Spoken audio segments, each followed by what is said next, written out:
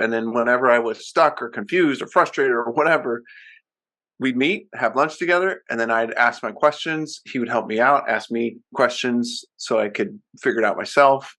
And over the years, I got just this master's of business administration dumped into my life. Warning: Damian Andrews' growing revenue and profit, if implemented, will put more money in your pocket. Please use with caution.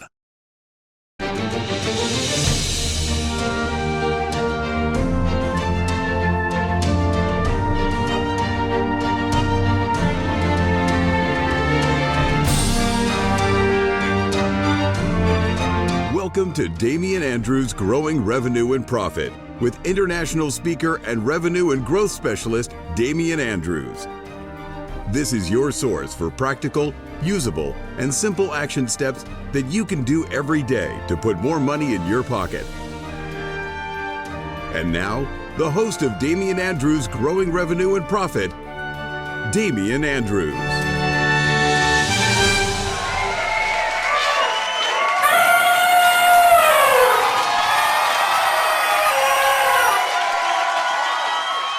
And the crowd cheers wildly to the trumpeting blast of elephants sliding through eyes of needles. This is Damian Andrews' Growing Revenue and Profit, the program that deals with all things that puts more cash in your pocket. This is the show that handles your revenue riddles, profit puzzles, operational oddities, and culture conundrums. I am the one, the only Damian Andrews, and with me is the amazing and wonderful Kyle Gillette. Now, Kyle helps small business owners and leaders worldwide take their business from stressed, overwhelmed, and feeling stuck, SOS, and helps them discover the best version of their life and their business. He's an IFC certified coach, behavioral analyst, and creator of the Blue Shirt Leadership Framework that helps people gain clarity, build confidence, and generate new clientele. Kyle, pleasure to have you on the show. Thank you, Damian. It's great to be here. Yeah, I'm looking in your background and the Blue Shirt Leadership. Tell us about that. Where did that come about, and how does that help business? More to the point. Yeah, so I grew up on an orange farm in the Central Valley of California, and so blue is a little bit related to blue collar. And then after going to college, I got an opportunity to work at a men's mentoring program. And I worked there for 9 years, lived in the house for a year, and then worked there 8.5 years after that. And what was great is the gentleman that started the program, he had run 30 different businesses in his career and retired as a multimillionaire in his 50s. And he's still there, and he hasn't taken a paycheck since he started the program, which is amazing. And in the time that I was there, every Tuesday at lunch, he'd mentor me. I get an hour and a half of his time, and he'd mentor me. And in the program, it was self-sustaining. So we ran a pet resort, which is what I got to do. And then whenever I was stuck or confused or frustrated or whatever, we'd meet, have lunch together, and then I'd ask my questions. He would help me out, ask me questions so I could figure it out myself. And over the years, I got just this master's of business administration dumped into my life. And so that was absolutely amazing. Moved from the Central Coast of California to the Pacific Northwest and wanted to do something similar up here, wanted to impact a bunch of people like I was down there, but I didn't know how. And so floundered around for a few years, started a couple businesses, they failed, and then got into HR and got into DISC assessments, did some personality work, and realized that I was really a natural at that. I was able to read people's personalities and use the tools at my disposal, and started doing workshops, and then got some coaching certifications. And I went, wow, I could put all this together and start a business. And so gave notice, started my business, and that was about 5.5 years ago. So it was a really cool journey, and I've been really fortunate to have great accountability and great mentorship along the way. I love that, because you've gone through both. And for many people, as they're aware, the majority of businesses that do start do fail. And you said you started some businesses, they failed, and now you've started businesses which is successful. What was the difference, do you think, between those two periods? What was do you think, are the key causes as to why the businesses failed when you started them? Yeah, so I've run 4 different businesses that I started myself, and the first one actually was a success, and this one is a success. The two in between weren't, and I think the difference, the reason why the two succeeded, is I actually love what I do. So the first one, I was a personal trainer, and I loved what I was doing. I loved working with people. I loved training them and creating the programs and doing all that work. Then the next program was like a life coaching thing that I wasn't really behind, and I didn't put the effort in. I wasn't very passionate about.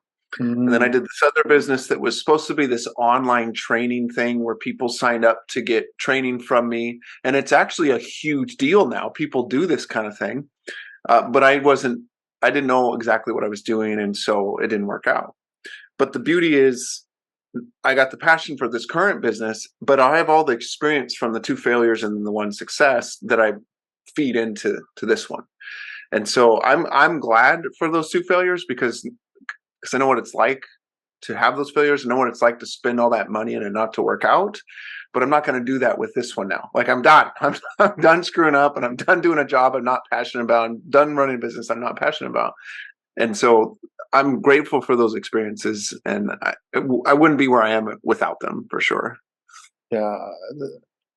How do you know from that perspective? I know from my own experiences, a couple of businesses that I've started as well, and there's one in particular, it was going along and it wasn't performing as I expected it to perform. And I went on for a few more months and I wasn't getting the revenue growth, wasn't making money. And I just said, no, and pulled the pin because it was just I was assessing it. But how do you go through that process of that self-assessment? Now, when you're looking back at it, as you said, you're glad you went through those experiences. How did how do you actually identify what are the key things that went wrong so that so you don't repeat them? Yeah, there was a lot of fear when it came to reaching out to people, and there was a lot of doubt about what I was capable of. I didn't actually believe in myself enough. I didn't believe that this life coaching thing that I created. I even wrote a book, and I had a method, and I even did courses on it and taught courses on it, but I didn't have that confidence in myself. And so I let that mindset of not trusting myself, of thinking that my experience wasn't enough, and thinking that I wasn't enough, actually that crushed me, right? And then when it came to the more tactical strategic side of things with the coaching, or not the coaching but the training business, I didn't have the right marketing in place, and I wasn't willing to spend the money or hire the people. And that was a big deal. Now I've got right people around me. Before, if I would have hired the right people or put the right vendors around me to support me and market things for me, I probably could have had success with that training business. But I didn't do it because I was holding money too tightly, and operating from a scarcity mentality, and that absolutely crushed me. So now I don't operate from a scarcity mentality. I budget wisely, and I use my money wisely. But that shift was a huge deal, and I think the combination of fears and lack of confidence and holding on to money too tightly and not trusting others, that quadruple hit was very, very damaging to my success. Can we expand a little bit on the lack of confidence? Because I think that's quite common for a lot of people where we have an idea. I was having some conversations last night with a bunch of kids. I gave a keynote to an organization that mentors children. Well, I shouldn't say children. They're all in their early 20s. I'm calling them children. But one of the thing I noticed was, again, that confidence. I was talking to a couple of them one-on-one, and they had some great ideas, but they're going, "Oh, I don't know if it'll succeed or not." How do you create that confidence in your own idea? Because at the end of the day, if you don't believe in it, you're not going to be able to sell it. Well, it's going to be very difficult to sell. How do you create that confidence in yourself? Yeah, I think there's two components that quickly come to mind. One is I needed to experience some failures and realize that on the other side of the failure, I'm not dead. It's not that big a deal. Like there's these little failures that we have that they help us and we learn from them.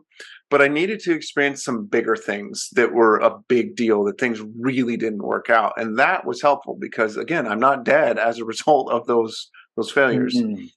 And number two, I've had wonderful mentors in my life and coaches in my life that have pointed out to me the things that I don't see. In fact, probably a month and a half ago, I was meeting with my mentor. We meet every other week, and I was kind of down, just beating myself up, and I didn't need to be. And he looks at me and he says, Kyle, and so you kind of stop for a moment and looks at me in the eyes. I look at him and he says, "Stop it." He just said, "Stop it." And I knew what he was talking about. I didn't need to say, "Stop what?" He's like, "Stop it." And then he listed out, and I don't want to, self congratulate here, but he listed out 5 or 6 things that had impacted him that I had done, that he had seen or experienced, or ways that I had directly impacted him. And he's, in his 60s and highly successful in his career, all these things. But he just pointed out to me that, no, dude, stop it. You are doing well. These things have happened. You are making a difference. So I needed the failures, but I also needed someone to kick me in the butt and say, hey, you're doing better than you think you are. And your character and who you are is good. And I'm proud of you. Right. So those components put together moved me forward for sure. Do we need to do that more as a business owner, and probably in life as well, but we're focusing on the business side of things here, where we actually focus more on the things that we did right as opposed to the things we did wrong? As in, treat ourselves like we're talking to a best friend. Because if a best friend has an issue, we're going to be supportive, we're going to encourage, and like you just said with your mentor, look at all these things that you've helped out here. Do we need to have those conversations with ourselves? Yeah, we do. Today I was just with a client, and she's frustrated with something that's going on in the architecture firm, and there's this promise that was made, and then it wasn't quite kept the way she thought it was supposed to be kept, and so she's frustrated about it. We were talking about it, but the thing that was really amazing or really powerful is she immediately went and addressed it. She addressed it wisely and maturely and had the conversation with the right people about it. And there's still more conversation that needs to happen to address the situation so that the original promise is kept. Mm-hmm. But at the end of the conversation, I made sure to really emphasize that not everybody does that. And that's great leadership, and like, good job doing that. And it's just showing more and more so that she is a leader that I thought she was, and that she's going to be the leader that is totally possible for her. So it's easy for me to do that with a client, but do I do that with myself? And the answer is I do. And the way that I do it is by journaling. That's one of the things that I write about in my book, but I journal every day. And one thing I do is I journal about the things that I'm grateful for, the people in my life, my wife and kids, those 4 people. I write one thing I'm grateful for about them. Sometimes it's a character trait, sometimes it's a thing they did. But then I have another journal that I write in that's more about what's going on with me. And sometimes, not every day, but sometimes I'm writing things that I'm really proud of, or something that happened at the end of the month. Some really good things happened in my business, and so I was celebrating that, and it was because of the efforts that I put into it. And so that's a way that I can celebrate and remind myself of, yeah, there actually is progress being made here. It's not a flat line, or I'm not crashing downhill. There is progress being made, and it's good to point that out to yourself. The rear view mirror is one of the smallest mirrors, right? You got the side mirrors and rear view, and they're very small, but sometimes we need to look at them to keep ourselves safe. Because if we don't, we can crash, and we beat ourselves up if we don't look back in the past sometimes. Is it the case from that side of things? Because we do tend to beat ourselves up a lot. And when we're talking about building confidence and going out there, and recognizing the value that we're adding, is that part of that component? Because I'm sure with those 2 businesses that you failed, and you mentioned one was that you didn't put in much effort. Is it possible that was because you weren't so much focusing on the benefit that's getting? Because if we think we're helping someone, we get a massive dopamine rush, serotonin, all these good chemicals go through our body. Is it a case from when we're lacking motivation that we've forgotten the benefit that we're providing as part of the service that we're offering within our business, or the product that we're offering within our business? Yeah, I mean, there's obviously the why is a big deal, why you're doing what you're doing, but there's also, like you're saying, the who. And I didn't have the who clearly defined. Hmm. I've had a why fairly clearly defined and recently really defined, but I didn't have the who defined back then. Mm. And that's really important because for those of us, not everybody's as oriented towards serving others, and that's fine. That's not a bad thing. They're oriented in a different way, but I'm oriented towards serving others. And if I don't have a clear picture of who that person is, then I can lose motivation quick because I'm kind of throwing darts in the dark, and Mm. that's frustrating. I'm trying to serve either nobody because I'm just completely missing the target, or there's 10 targets on the wall and I'm trying to serve everybody, and that doesn't work. That's way too many people, and it's way too much for me to try to understand, and that's extremely frustrating. So I didn't have clarity around the who, I believe, when I was doing both those other businesses. Whereas with the first one and this one, the who is much more clear. It sounds like from what you're talking about, what I'm hearing is that having clarity around your goal, your objective, where you're going, however you want to phrase that, is really important. How critical is it to take that time to be very clear about where you're going? You know, I'm a goal guy. Like I've got this to do list dashboard over here, and it Mm. has my goals for 2013, 2025, and 2030, and there's like 7 different areas of life, and each area has goals in them. So I'm all about the goals, Yeah. right? But what I've learned is if you don't engage your unconscious mind in the process of goal setting, Mm. then the goal getting doesn't happen. If I write down a goal and I do a good job of creating a plan, that's super helpful, of course. But I've learned that the conscious mind is the goal setter. Right? I set a goal, and this is what I want to achieve. This is the result I want. The unconscious mind is the goal getter. Yeah. And the way that you engage the unconscious mind in getting those goals is you have to set something that you can't figure out. You can't accomplish with your own current thinking. It's not gonna, you can't do it. And so the way to create the context in your mind so that your unconscious takes over is you have to act as if the goal is already accomplished. Mm. So what I do with my goals is I write it out, the result I want, and then in the description, I write in 150 words, roughly 150 words or less, as if I've already accomplished the goal. So, for example, writing a book, if someone wants to write a book or you want to make $1 million or whatever it is, you can say it's July 15th, 2024, and I'm sitting on the beach on vacation. It's the second vacation this year, and I'm really enjoying hanging out with my family. The kids are laughing and playing on the beach. I have a sunburn, but I'm enjoying my drink, and I'm just enjoying my time hanging out on the beach. And I know that my business is running smoothly. My bank account is the fullest it's ever been. And my wife and I are in this great place, blah, blah, blah, right? You just tell this narrative of how things are going. And what happens is your unconscious mind doesn't know the difference between reality and what you've created. If you create a good enough narrative, it doesn't know the difference. And so it has to create that new reality. And the opposite is true too. If we speak so negatively about our future, then our brain has to create that negative future too, Mm. right? So, yes, setting goals is really important. Yes, writing out plans is really important. But the way that you write out those plans and how you speak about the accomplishment of that goal is even more important because you need to engage that supercomputer, which is that unconscious mind of ours. Yeah, I'm really excited that you've gone to that unconscious mind because yeah, to understand is a conscious function, but to act is an unconscious function. I know from my time in the military, we did drills, and why do we did drills to put that behavior into your unconscious mind so that when something you got a stimulus, you instantly reacted.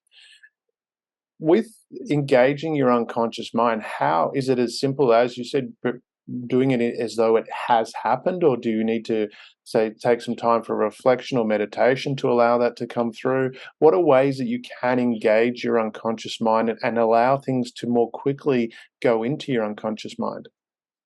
Yeah, so definitely meditation plays a role. I pray, so praying plays a role. Journaling plays a role. what I explained to you obviously plays a role too. I study neuro linguistic programming, so part of what you can do is there's some short circuiting of your brain that you can do, right, where you have these bad habits or you want to create these new good habits, and you can skip the line of having to really embed the behaviors, embed the habits, and you can do these strategies and techniques to skip that and be able to go from doing this one behavior to getting rid of it or wanting to start a new behavior. For example, this is a silly example, but it's still a habit, so it fits any habit that you can think of. I used to eat a ton of chocolate chips. I downstairs we have our cupboard in the kitchen, and there's a cupboard with food, and then the next cupboard next to it is like baking items, and in there is a Costco massive size bag of chocolate chips. So I'd be working. What's that? So it sounds like my cupboard a few weeks ago, except it was Tim. Right. So I walk downstairs and open the cupboard and grab a fistful, like a quarter cup or something worth of chocolate chips, and just eat them. Right. Yeah. And that's a problem. It's a lot of calories. And so I was gaining weight, blah, blah, blah. And so I'm like, I don't want to do this anymore. I want to stop. And so I did some NLP, and basically there's a technique to change something that you like to become something that you dislike. And so I made the chocolate chips, in my mind, seem to be like eating sand, because I've accidentally eaten sand before, and it was awful, of course. And so now when I think of chocolate chips, I actually get a lump in my throat because I remember what it was like to swallow the sand on accident. And now I opened the cupboard earlier today to try to find other snacks, and the only thing that was in there was the chocolate chips, and I just closed it. I'm like, I don't want those things. And it's been like, how many months? I think it's been 2 months, right? And so you can do that with a lot of different habits. I've helped people with habits related to food, related to getting up, related to motivation, et cetera, et cetera. So engage in your unconscious mind with strategies and techniques like that is really powerful as well. And from a business owner perspective, using those techniques, what are some of the key habits that should be developed to run a successful business?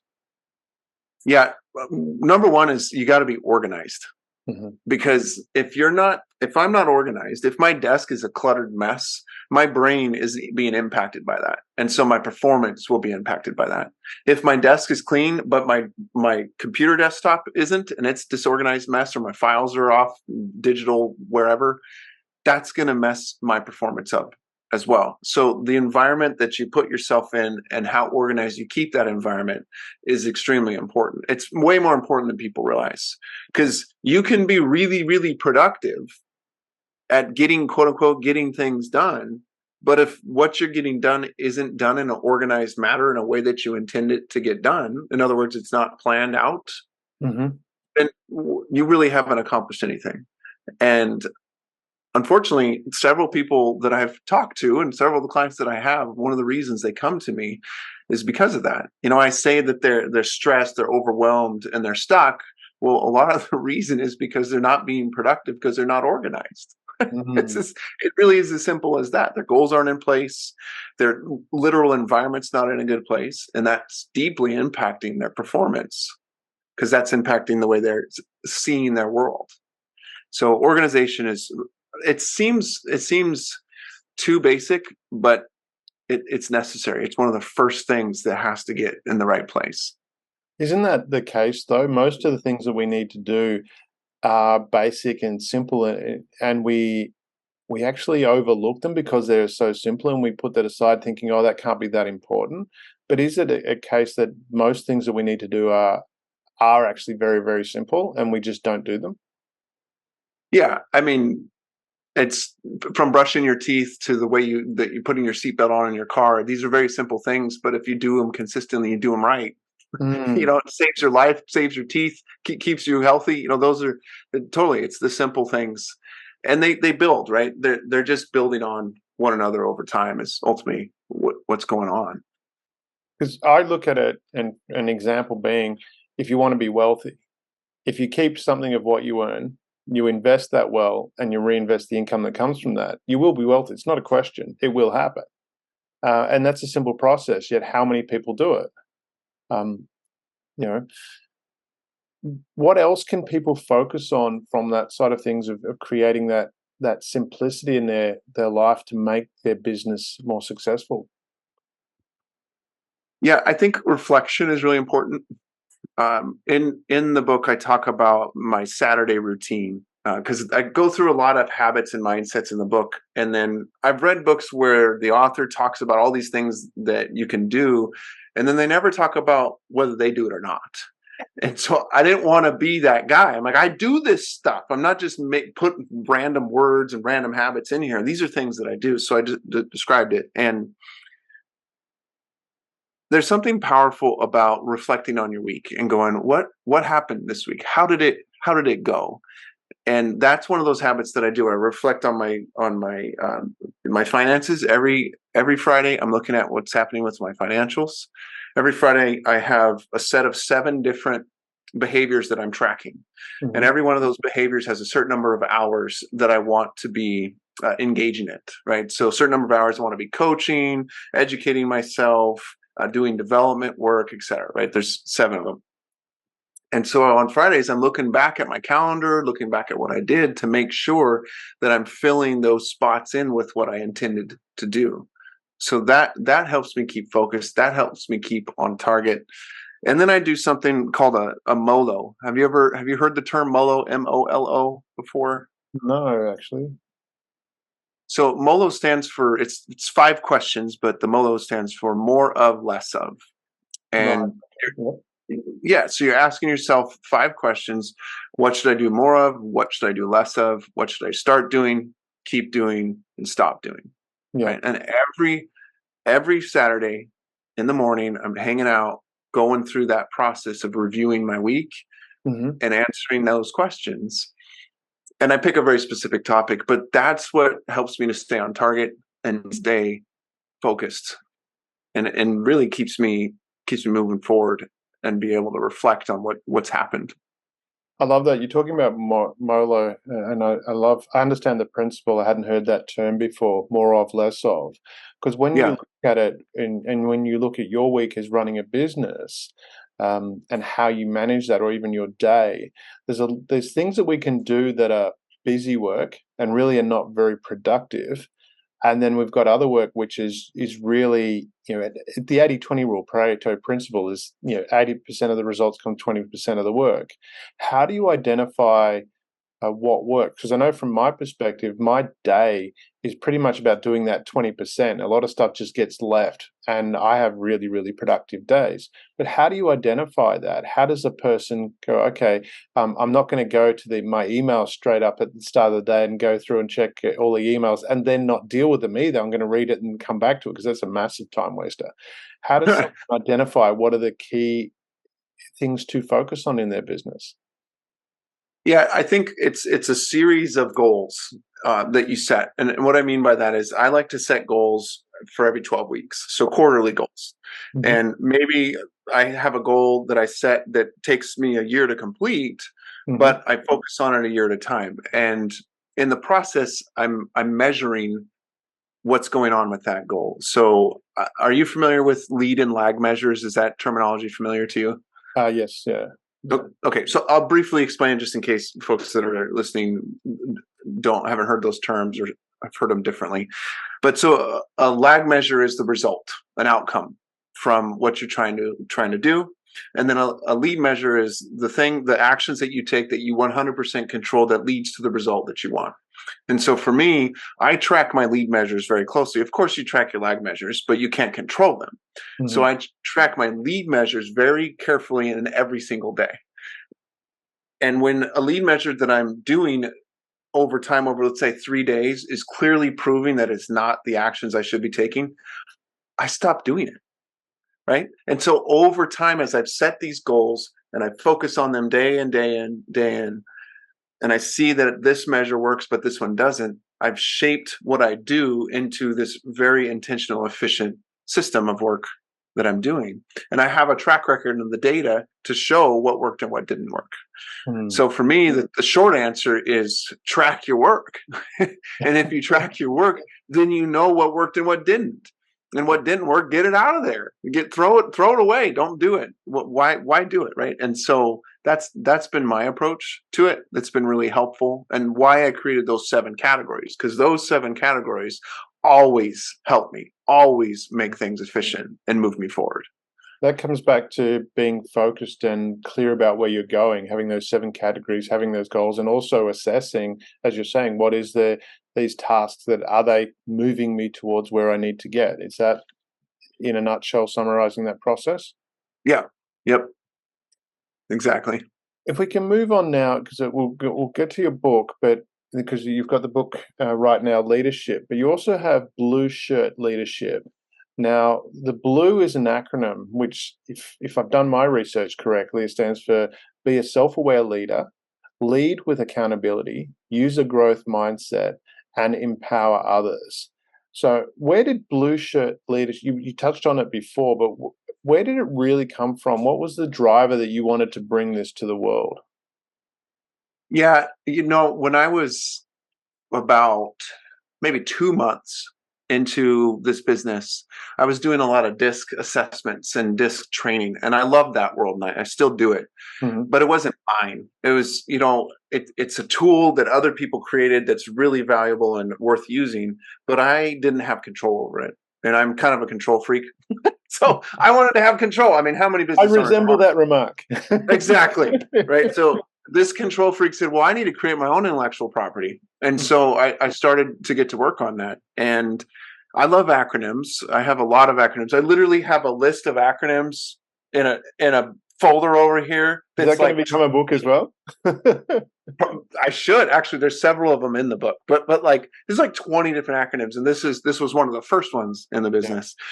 Yeah. But I knew I needed to create something that was mine and represented me, and I wanted it to represent leadership. And so I had like one where it was 3 S's and a T or something. Yeah. And there was another one that was like an R and an H and an M and an A. And it didn't work. Nothing came together. And then one morning, 3 a.m, I'm asleep, laying in bed, just knocked out. And then something wakes me up and I hear a voice say self-awareness. And I'm like, what? That was the moment that everything clicked for me. And I was like, that's the word. That's what I needed. And so I ran into the kitchen, sat at the table. It was from 3 a.m. till 7 a.m. I was just scribbling out anything and everything I could think of tied to this acronym of BLUE. Mm-hmm. And that was such a beautiful experience because it tied everything together. And I've been building off of BLUE ever since then. I love that. I love the different metaphors that come out of the blue shirt and the leadership combined together. How does someone implement that in their life, the principles of the blue shirt leadership, to lead with those principles? Yeah, so my logo is a little confusing when people first look at it, but it says Blue Shirt Business Coaching, and there's a little house above the words. And at first you're like, what is that? What does that have to do with? Well, that represents a leadership house. And what I'm helping my clients do is to build a leadership house. And if you take the 4 pillars of BLUE, that is what the leadership house is. So you start with the be a self-aware leader. That's the foundation of leadership. If you're not a self-aware leader, you have nothing to build on. You have to have self-awareness.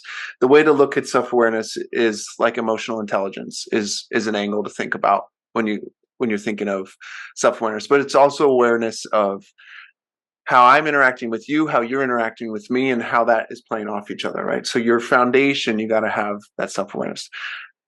The lead with accountability is the nails that holds the leadership house together.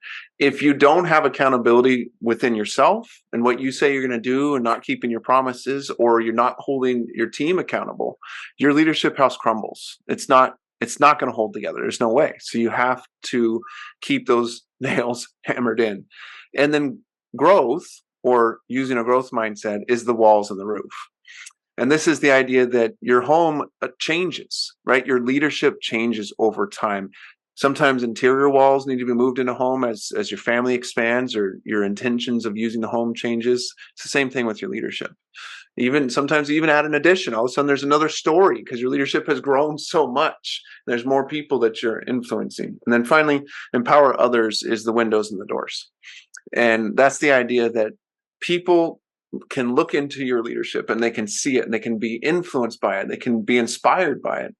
And the door is there so they can walk in and be a part of it, be directly impacted by you. But the door is also there because a blue leader wants to actually have people be so empowered that they step out into their own leadership. They make disciples, in other words. And so that's what blue shirt leadership is in a nutshell. And you talk about with the blue shirt leadership that you can do more with your community, your family, and in the wider area of the world. How does a person do that? I've heard so many stories and talked to so many people that are on their second marriage because they spent so much time in their business on their first marriage while they were married the first time that the marriage failed, and then they went through, and now the second time around they've learned to do it differently.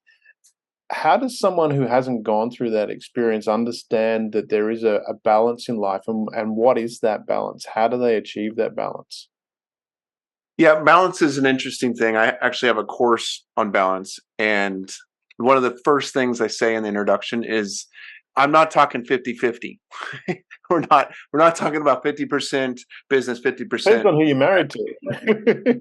Exactly. It depends on who you're married to. It's what you want, your definition of balance. But in terms of a relationship, you better be communicating with your spouse about what you call balance, what you determine is fair and okay when it comes to the hours of work spent doing something, right? So we got to have those conversations is absolutely key. I think also I was going to say, so what you're talking about there is actually having a goal of this is what's important for me. You need to start with that framework first. Is that right? Or as in going, this yep. is what is important to me. This is the balance I need in my life. I remember although I'm in Australia, I'm a big NASCAR fan. And I remember Richard Petty talking about, he goes, racing is number one. He said that to his wife at the very start before they even got together. He said, this is the focus. Do you really need to understand who you are first before you venture into business and even relationships? Yeah, you got to define what you want. Mm. Right. I was literally just having a conversation with that same client I was mentioning before today and saying, I said to her, I said, you probably would be a good idea to tell the architect what you want. Make it really clear. What do you want so that he knows and there's no guessing. And this is where people miss all the time in relationships. And this is where we miss in business is we don't tell people what we really want. Employees don't tell us what they really want, or we don't tell the people that we work with what we really want. And that's accountability. Yeah. Why do people not say what they want?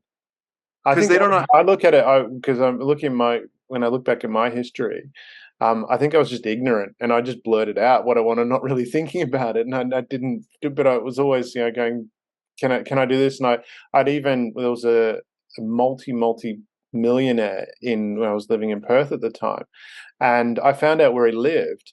And I wrote him a letter with a whole bunch of questions about business and how to do business, and I put it in his mailbox, and I had a stamped self-addressed envelope. He actually wrote me back 2 weeks later. I got a letter back, and he explained, and it was just like asking for what I wanted, and so I'm just wondering, what is it that stops people asking? Because it's not something I relate to. Yeah, I typically ask for what I want too, so I'm not quite sure, but I think it's fear, right? Yeah. You and I have gone through our failures. We've seen that when we ask for what we want, we don't get it. It's actually not that big a deal. It's okay. Yeah. And well, so then you pivot. No, it's not. And you pivot a little bit. I really, really want to ride dirt bikes again. I used to ride dirt bikes a lot. And my wife's like, no, because we have kids and all this stuff. And I really want that, but I'm not. So what did I do? I've pivoted. I now mountain bike instead. And that's fine. And that's the thing, right? I described what I want. More dangerous. Could be, right? So you got to tell people what you want, but then you also, as you do, you need to be self-aware of how you're presenting yourself in the process. right? Because if you're just like, I want this, I want that, I want this, like a little toddler, this is not mature. This is not the way to do it. Yeah. But once you describe what you want, now it's about accountability. It's Mm. about, am I staying accountable to what I really want? And am I holding people accountable to helping me achieve that as you help them achieve what they want too? Mm-hmm. Right? The more people you help get what they want, the more likely you're going to get what you want. Ooh. So So, how do you do that? How do you balance that? Because you want, what you want. But as you said, the more people you help get what they want, how do you find that balance? I was reading a book and I can't remember the title of it, but in the middle of the book, it's about finding your purpose is the point of the book. Mm-hmm. And he said this just, it's really obvious now to me, but I had to hear it. It wasn't obvious CFO in before. neuro-linguistic terms, blinding flash of the obvious. Yes, exactly. And so what he said was your vision for your life, your purpose for your life, if it doesn't include serving others, it's not Mm.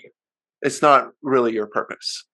And that clicked. Ooh. I was like, yeah, if anybody has some purpose in their life that doesn't ultimately serve others, Mm-hmm. it's not a purpose. It's selfishness, it's greed, it's whatever. Mm-hmm. And I firmly agree with that. Yeah. And I think that we got to get to that point of going, okay, what is my purpose and how does that purpose play out into serving other people? And when you figure that out, or you start to move in that direction just by serving people, you'll find your purpose. Is the Mm. reverse of it too. Like if you're not sure what your purpose is, then just serve other people and then you'll figure it out. That's the beauty of the service side of being a leader. And so I've done both. And as a result, I've gotten what I want. And I think even more so, other people have gotten what they want. But in a way, that's even more rewarding. So Is that that's part that's of how I that look at it. process? Because you hear a lot of the great leaders, business leaders I'm talking about, they will talk about that, about how, don't focus on profit. Yes, that is part of that component, but your primary focus is on building a better product or offering a better service or having that impact. Is it, again, it's coming back to one of those principles that is, it sounds obvious, it sounds simple, but we overlook it. Is that the case? We're trying to focus on these difficult details, so we just need to come back when we're looking at a business going, how can I help others? Yeah, I mean, you talked about the Pareto principle, and like people should be in the 20% all the time, right? They need to be. If you've got people, your primary intentions and efforts, if they're in the 80% as it relates to people, that's going to create a problem for you. There's a story about I can't remember what newspaper, but he's a newspaper publisher in the 20s, Mm. and he wrote a paper, and his thing was names, names, names. Mhm. There has to be names, names, names, and people would read his paper because they would buy the subscription because they wanted to find their own name or their friend's name or their family member's name in the paper. So they would open it and spend time looking and searching and paying for it so they could find the name, because Mhm. they wanted to be known. They wanted to know what was going on with the people that they cared about. And so very similarly, we need to serve people like that. Speak of them, share about them, be for them, be about their name. In the book How to Win Friends and Influence People, Dale Carnegie says the sweetest sound in any language in the world is the person's name. Yeah. Yeah, that's true. And then next to that is what they want is the next sweetest sound for them, when you can help them achieve what they want. Mm. Beautiful. Now, however you do that's going to be different. The way I do that's going to be different than the people that are listening to this, right? Because I'm my own unique self, but we're all pursuing the same thing for those people to help them get what they want. And from that side of things, when you're in a business, how do you balance that out? Because you're right, people want to be heard. They love the sound of their name. That's very true. The great book. If you haven't read it, for the listeners, get that book, Dale Carnegie, How to Win Friends and Influence People. Fantastic book. Um, But how do we balance that out? Because we've obviously got a story we want to tell as well. We want a product, or we've got a product or service that we want to sell. How do we balance that out with listening and getting our point across? Yeah, I think so. What's the guy's name? He wrote Extreme Leadership. Mhm. Can't remember the author's name. Jocko Willink, and he talks about basically getting rid of your ego and like not having to be right, not having to get the credit. He tells us, Do we need to put that on social media? Not needing to be right. yeah, right, yeah, yes, man. Can you imagine the difference in the world if I didn't always have to be right, or person over here to know that, man, that's life changing. But it's true though. If you're okay with not always having to be right, you can save your marriage. If you're okay with Mhm. not having to be right, you can save the partnership with your business, with Yeah. your business partner, right? So I think that's a big component. I'm not sure if I fully answered the question, but No, that I was mean, the what you're first thing that talking jumped to about my there mind. is really relevant. I had that experience with a business partner where we had a great friendship. We started a business together, and it just got bad. And what were our expectations were as far as business people, and we had a chat about it, and we said, look, we have different styles here. This is not as we're great friends. They're friends, and we ended the business. We said our friendship is more important than Right. the business, and so we just stopped. We said we have our styles are too different to operate as a business. As friends, we get along fantastically, but as business owners, we were just too different, and it was recognizing that and putting that ego aside as to being right, having that conversation. And is that part of that component when you're dealing with things like sales? Is it really more about listening, asking questions, and understanding their needs? Yeah, 100%. I mean, I've I've played with discover calls or consultations for years now because of my business. I have constant conversations with people that Mhm. are discovering and consultation calls, and the ones that work out are the ones where I talk very little. Yeah. I have a set of questions that I typically ask, Mhm. and then and as they're sharing, I ask some more questions. They're just constantly drawing out, going deeper and deeper throughout the conversation. Mm. And those calls almost always turn into a sale. But I screw up still, and I want to share what I can do and how awesome I am and all this stuff. And what happens? They're like, meh, and they move on. They don't want to work with me because it's not about me. I'm not the hero. They're the hero, right? Yeah. And so if I can make them the hero by just being a great listener and guiding the conversation through some good questions, they win, and then ultimately I win because I get a new client, right? So yes, listening is key, which is another topic that I'd love to talk about a little bit. But yes, that is Oh, life changing. listen. Listening is critical. That was, from that side of things with listening, because it started this year. I know we're well into the year now, but you go through that process of setting your New Year's resolutions. And for the start of 2023, I was like, but I've got all my goals, I've got my intentions. I don't really need to do that. And then it came up in a conversation with a friend, and I think I'm a pretty good listener. I used, when I was younger, I knew everything and I didn't listen at all. But I've learned to listen, and I'm known for that. That I listen, and then I thought about it, and just something out of that conversation said, well, I think it came up about there was a the World Championship Toastmaster.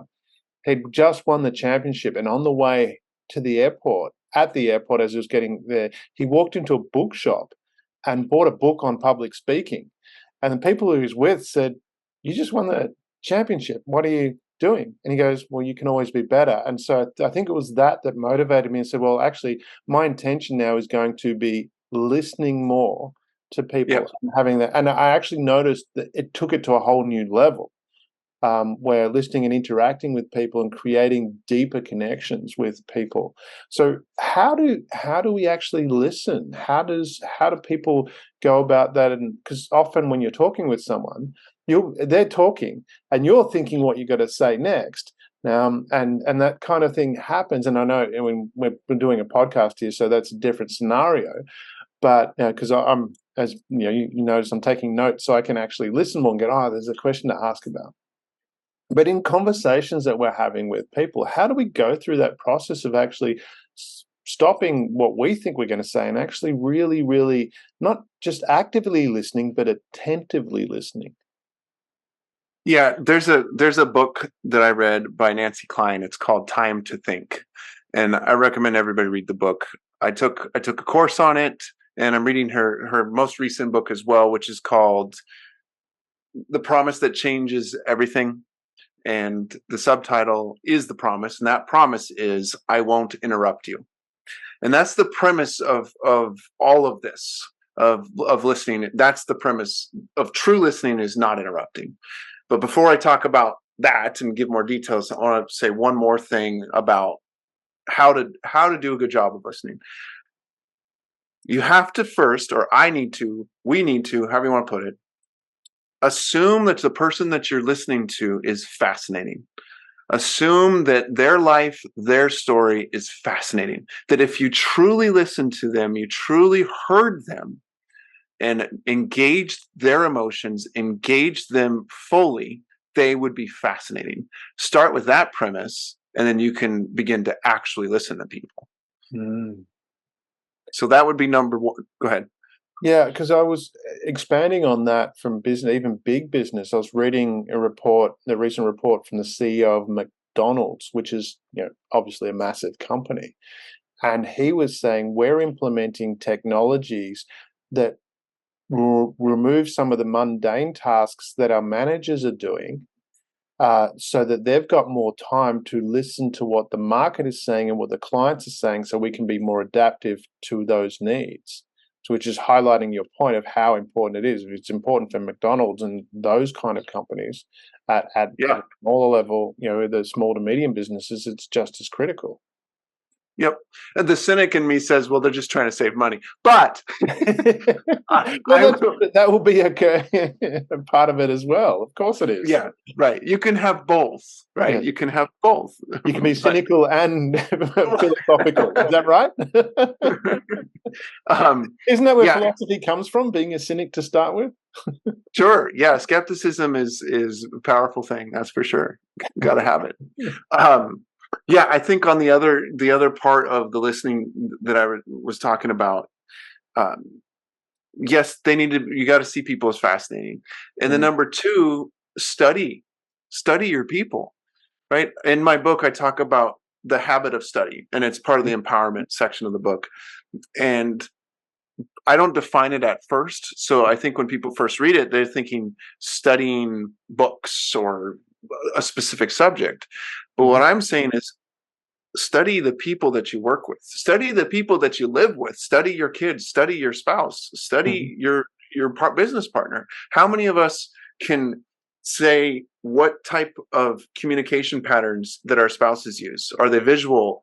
Are they auditory? Are they kinesthetic? Can we define that? Do we know what our kids are? Do we know what our business partner is, or our employees? And if you can't, you haven't studied your people enough. Once you know those things, then you know how to better communicate with them. And more importantly, you know how to better listen to them, because they're going to communicate in those ways. And you're going to understand from their perspective what's being said, instead of trying to filter it from your perspective. And that is really important. So be fascinated, study, and then listen. And when you listen, you do it without interruption.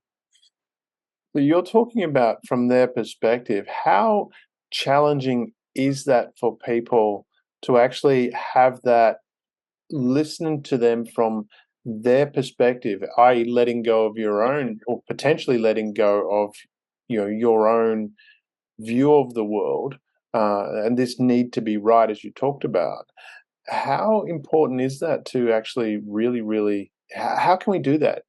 You've talked about how important it is. How can we actually do that? How can we go, hey, I'm open to that. I'm inquisitive to that. How do you become inquisitive? Yeah. So it's an ego thing too. right? We don't have to, I don't have to have the right answers. And as a coach, I coach from the angle of asking questions, not of providing answers, right? I'm not a consultant, I'm a coach. So my job is to ask powerful questions to draw the answers out of people. And so my ego really has to get out of the way to do a good job with that, for one thing. The other part, there's a second part that slipped my mind. See, because I was trying to focus on what I was saying, which is part of doing a good job of thinking and listening. Yes, the pause. So the pause was great there. Be okay with the pause. When I'm teaching workshops on listening or teaching workshops on communication, one of the things I do, I love doing this because it trips people out all the time. I'll talk about how it's okay to pause and to expect silence and to create the space for that silence in a conversation where you ask such a powerful question that they have to go into their head, usually looking up to the left, and think, and that there's a pause there. And so I'll say that, and then I'll pause for 8 seconds. And that's a long time. It is. It seems like it. And a vast majority of the time, that 8 seconds is interrupted. And so someone will say something because they think I'm like frozen or something weird happened. And then I'll say the number. I'll say that was 5 seconds to just prove the point that it feels like a long time, but as you get more used to it, it's not. I had a pastor that was a client, and I don't remember the question, but I asked him a really good question, or at least for his mind, it was a really good question. And it took him, I knew it was going to take a long time for him to answer. I just knew it, but I was ready. And I actually set a timer because I knew it. I knew it was going to take a long time. And I was like, how long is this going to take? So I got my watch out and I clicked it after I asked the question, which maybe is bad. But anyway, I did it. And it took over a minute. It was a silent 1 minute of him thinking. And I didn't interrupt. I didn't repeat the question. I didn't hum. I didn't do anything. I just waited, and then he had a fantastic answer, and it was really powerful for him. And so we got to do that. We got to allow for that, give it that silence. And a great way to start and a great way to practice is to do an 8 count in your head. Before someone's done talking, before you chime in, give it an 8 count. Let the awkwardness happen, because you're allowing them to fully complete their thoughts. Just because I pause, I have another theory. I'll share my theory in a second. But just because I pause doesn't mean I'm done talking. Yes. I'm breathing, buddy. Give me a chance to talk.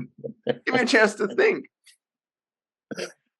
I have a quick theory, and then I'll shut up. But quick theory. It's your podcast. You can talk.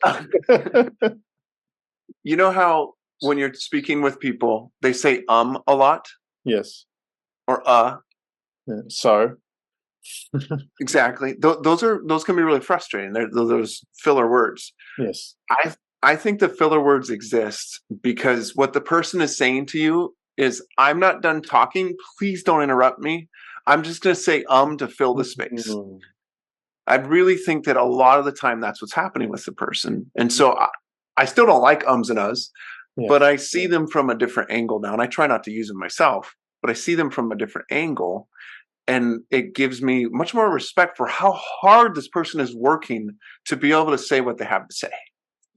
That's really powerful. I love that. I haven't heard, well, you obviously created it, but yeah. And I'm thinking about that from that pause perspective, because as you're talking about it, I mean, pauses are very, very important and very powerful. I have a negotiation program and a sales programs that we teach, and both of those in negotiation, pausing and silence is a source of power, because as you mentioned, if you keep silent, people will keep talking.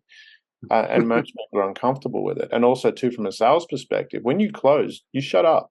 The next person that speaks goes home with the whatever it is you're selling. So, and having that ability to sit quietly and listen. But as you said, if you're genuinely interested in the person, that can make that silence quite comfortable for you. Yes. Wow. I love it. We're going to have more discussions about that. Let's get on to the books. I haven't read the book, and I'm a bit bummed out about that, but I'm not so bummed out because it's not out yet when we're recording this, which is okay. It's coming out shortly after this will go to air. Can you tell us a bit about the book and how that book come about? What are you trying to impact with the book? Yes. So it's called Right Now Leadership, a 4-part framework for today's leaders. And the reason, so I've written another book, and that was a cool experience, and it did okay. I sold to some people, whatever. Mm-hmm. I wrote this book because in the years that I had in that men's mentoring program and the years I've spent coaching, one of the things that has really jumped out to me is the power of mindsets and the power of habits. Yeah. And I was like, well, how do I break down B.L.U.E into mindsets and habits that people can apply right now? The premise is that all the mindsets and habits that are in there, you pick and choose which ones you want, but you can apply them right now. You don't need to wait. Do it now, because leadership is right now. Yeah. Leadership isn't tomorrow. It wasn't yesterday. It's right now. It's the present moment that you get the opportunity to lead. So do it right now. Mm-hmm. But if you're not armed with the right mindsets of the right habits or behaviors, if you will, then let's arm you with the right ones so that you can deploy that right now and impact the people that you're leading and influence the people you're leading in a more positive way. So I go through 20 different mindsets and 20 different habits. They're broken up into the 4 different pillars, 5 mindsets and habits for each pillar. Mm-hmm. And I don't expect people to do every single one of the mindsets and habits at all. I expect people to go, this one I'm already good at. I want to get great at it. This one I'm okay at, and I'm going to just stay okay at it. I want to get great at these. And then over time, maybe they start to choose the ones they're weaker at. But I really encourage people to take the habits and mindsets that they're already pretty good at and really lean into them and go after them. So that's really the premise of the book, to help people to do that. And then it takes you through the cycle of growth as you deploy these mindsets and habits. You go through the cycle of the blue shirt cycle of growth. Fantastic. And how will people get the book when it's released? Yep, Amazon. You'll be able to find it on my website and also through Amazon, Ingram Spark, Barnes & Noble, everywhere. Fantastic.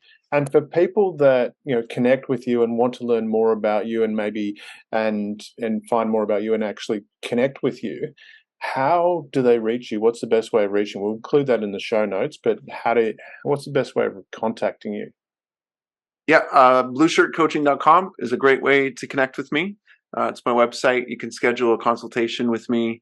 And then I also have a Facebook group called Blue Shirt Business Community. And it's a community of business owners that are connecting and collaborating together on all kinds of different topics. So that's a great place to connect with me as well. If you're not quite ready to have the one-to-one conversation, the Facebook page is also a great place to connect. I can tell you from talking to you, you're not that scary. So people to reach out, you'll get a very good conversation.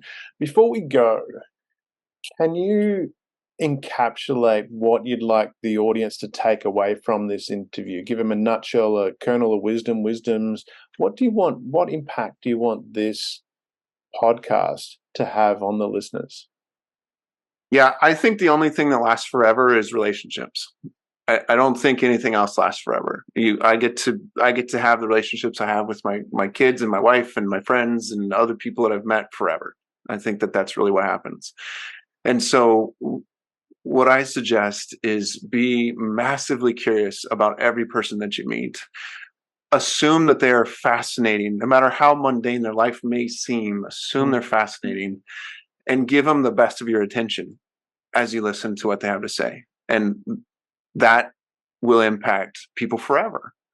And so that's what I would encourage people to do.